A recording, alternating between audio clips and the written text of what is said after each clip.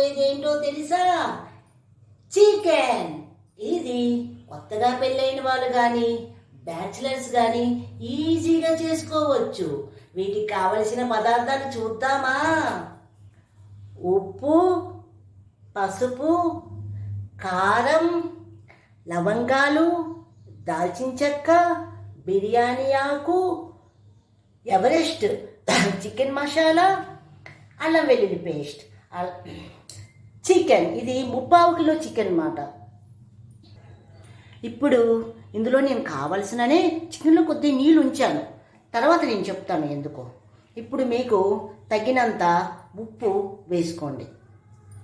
మీకు ఎంత తింటారో అంత ఉప్పు వేసుకోండి. అలానే పసుపు.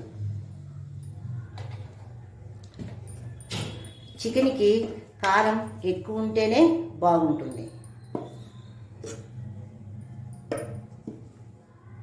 కొద్దిగా వేసుకోండి, తర్వాత మళ్ళీ మనం తర్వాత చూసుకుందాం.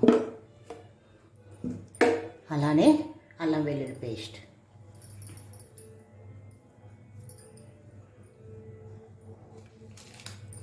అలాగా ఎవరెస్ట్ చికెన్ మసాలానే దీంట్లో బాగుంటుంది. ఈ వంటకంకి ఎవరెస్ట్ చికెన్ మసాలానే బాగుంటుంది. ఇది 3/4 కిలో చికెన్ కాబట్టి ఇందులోని ఒక ప్యాకెట్ వేసుకుంటే చాలు. ఇది బాగా మిక్స్ చేసుకోవాలి.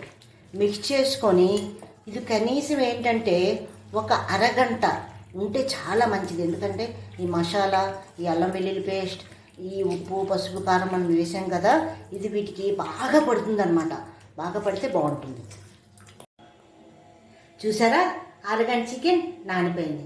తర్వాత ప్రాసెస్కి వెళ్దాం. ఇప్పుడు నూనె వేడైంది. నూనె వేడైంది కదా.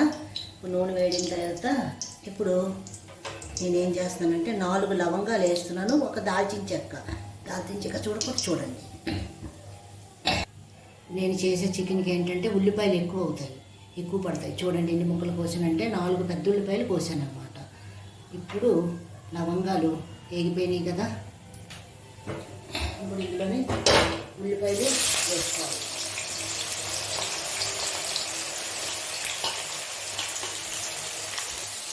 ఇది బాగా కలుపుకోవాలన్నమాట. మంచిగా కలుపుకొని ఇది ఏంటంటే బాగా ఏగాలి. బాగా అయితే మనం ఇందులో ఏమి వేయక్కర్లేదు, ఎందుకంటే ఆల్రెడీ చికెన్లు అన్నీ వేసాం. అప్పుడు ఇందులో ఏమీ వేయక్కర్లేదు. చికెన్ ఇది ఏంటంటే బాగా వేగిన తర్వాత ఇందులో చికెన్ వేయాలన్నమాట. హలో, సారీ, బిర్యానీ ఆకు వేయటం మర్చిపోయాను. Very very sorry.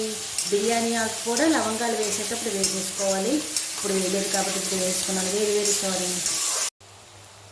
చూసారా ఉల్లిపాయలు ఎలా వేగినాయో?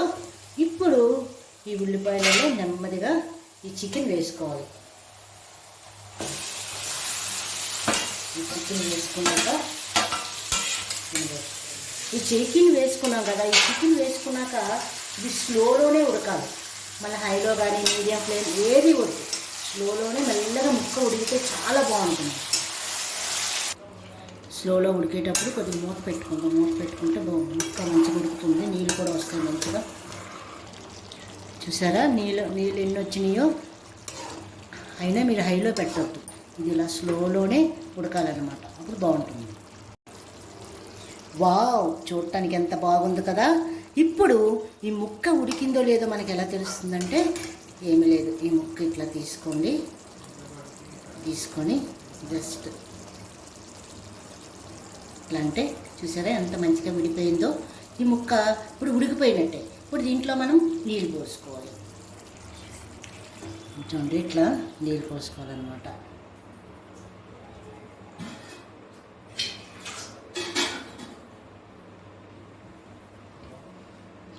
ముక్క మునిగేటంత వరకు నీళ్ళు పోసుకోవాలి. చూసారా, ముక్క మునిగేటంత వరకు నీళ్ళు పోసుకోవాలి.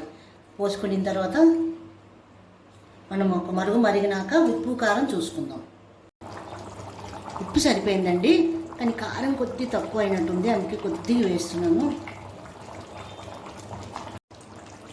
చూసారా కూర దగ్గర పడింది. ఇప్పుడు దీంట్లో కొత్తిమీర మంచిగా వేసుకోవాలి. వేసుకుంటే చాలా దీని సువాసన అనేది చాలా బాగుంటుంది.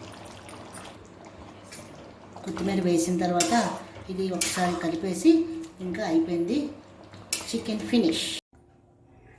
వావ్, గుమగుమలాడే చికెన్ రెడీ.